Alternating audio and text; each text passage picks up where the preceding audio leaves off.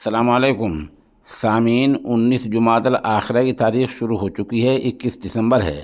خبر کا عنوان ہے شام کے نئے رہنما کی بڑی کامیابی۔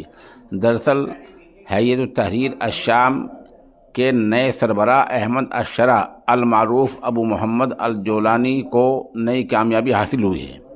وہ کامیابی کیا ہے؟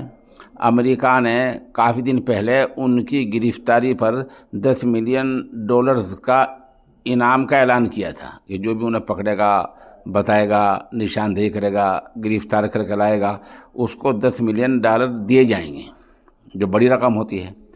امریکہ نے اپنا آج یہ اعلان واپس لے لیا ہے، اور اعلان کر کے واپس لیا ہے، یہ بڑی کامیابی مانی جا رہی ہے۔